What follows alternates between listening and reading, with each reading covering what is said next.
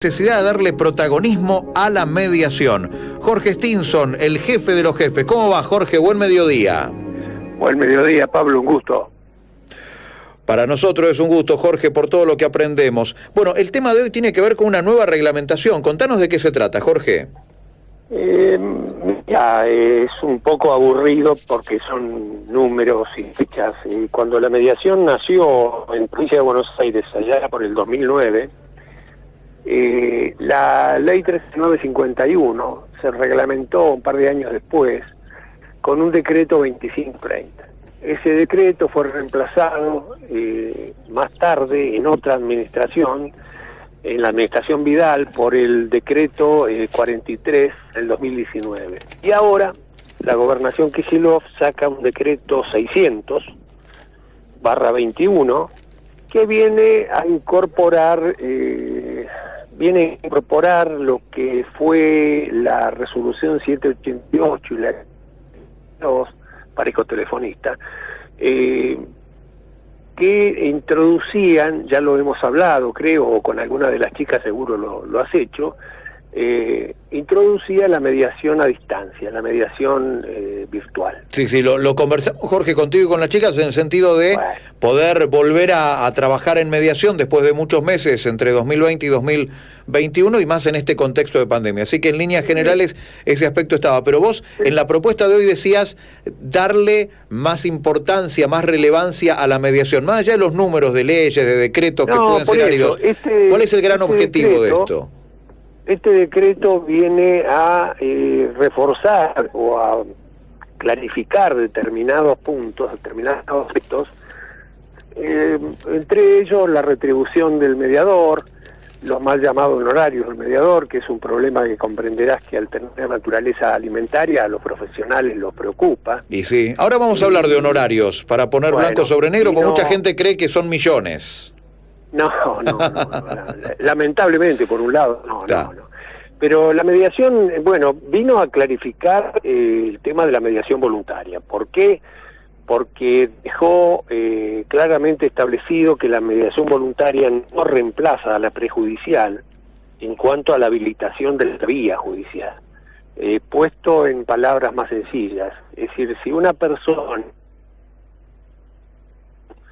tiene que ir con su abogado y someterse primero a la etapa previa, prejudicial de mediación. ¿Se entiende el concepto? En la mediación voluntaria, que yo creo que es la reina de las mediaciones, porque su nombre lo dice, es voluntaria, es decir, dos personas en conflicto se sientan ayudadas por un tercero imparcial a discutir sobre ese conflicto y a tratar de encontrar una solución que sea mutuamente aceptable. Tema de ganar, o sea, una de las dos pierda. Pierden normalmente con juez, haciendo la figura de una película, baja el martillo y se acabó. Y se terminó, uno sí. Gana, no pierde. Uno gana, otro pierde en el juicio. Y de paso te pido, querido Jorge, que te acerques a algún lugar despejado o alguna ventana, porque ahí medio como que se pierde la señal. Así que juicio, uno gana, otro pierde. Mediación, que tenemos la camiseta puesta de que amamos la mediación acá en la radio. Mediación es un espacio donde todos pueden ganar y todos pueden salir satisfechos. Jorge, me quiero detener un poquito en este punto entonces. Aclara la mediación voluntaria con respecto a la mediación prejudicial. Y en esto de la mediación voluntaria, ¿no crees que hace falta que el ámbito público promueva más la mediación, que ante un conflicto llamamos al 911 o tomamos algunas medidas, pero que de entrada no se pueda buscar la herramienta de la mediación voluntaria para solucionar algún conflicto que arranca con un llamado y con un problema en un barrio?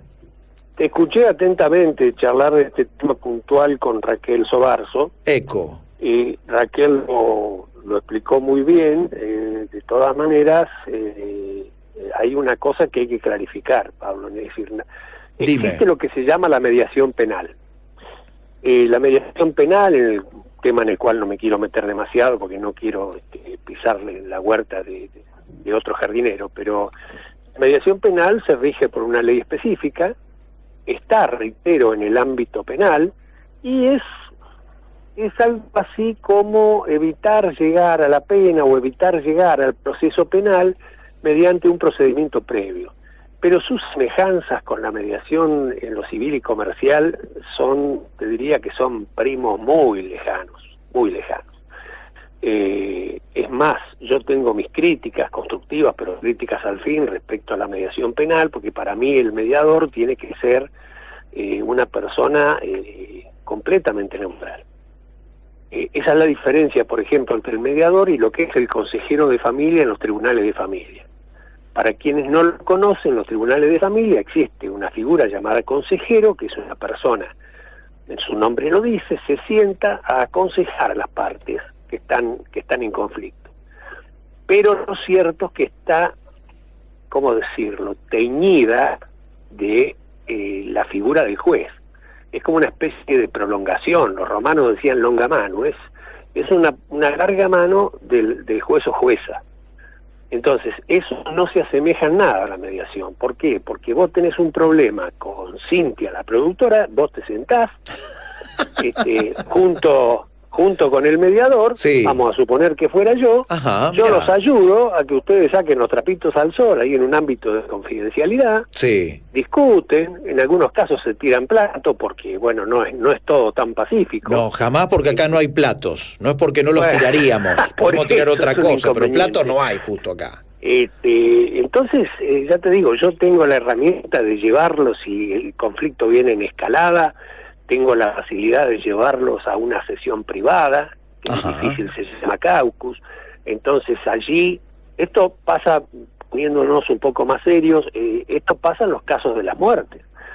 Cuando se produce una muerte en un accidente de tránsito, valga el ejemplo, los familiares de la víctima tienen pocas ganas de ver al ofensor, al victimario, y la propia persona culpable del delito culposo, como fuere, tampoco tiene demasiadas ganas, por más buena persona que sea, de ver la parte doliente. Eso significa que a veces hay que hacer nada más que la mediación mediante sesiones privadas.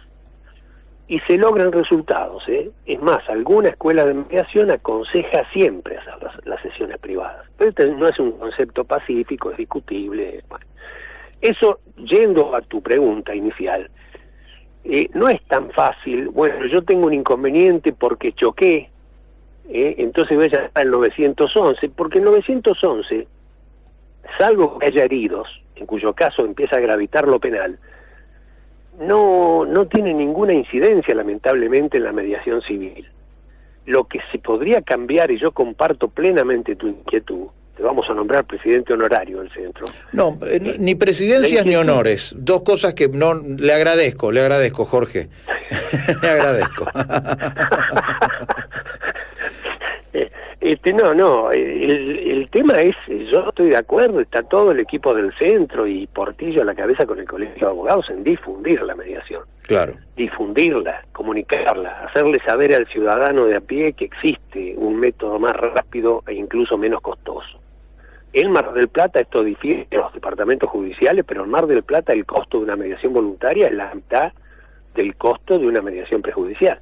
Mirá vos. Jorge. Porque así lo establecimos por reglamento, ¿no? Y vamos a cerrar con eso hoy. Vamos a cerrar con ese tema. Estamos con Jorge Stinson, del Centro de Mediación del Colegio de Abogados del Departamento Judicial Mar del Plata, en este camino, en esta lucha, en este trabajo de hormiga de promocionar la mediación y tengan la mediación presente como herramienta. Así que, ¿están en una situación de conflicto? Acérquense al Colegio de Abogados, ahí en Brown 1958, al Centro de Mediación, y búsquenlo en la página web del Colegio de Abogados. Para cerrar, Jorge, tema mediación hoy. ¿Cuál es aproximadamente, cómo se regulan los honorarios de los abogados, de las abogadas, de los mediadores? ¿De qué valores estamos hablando? Te hago una distinción previa. Dígame. Es decir, el mediador tiene una retribución tasada, más allá de que los jueces a veces no respetan eso, y creo yo que es por desconocimiento.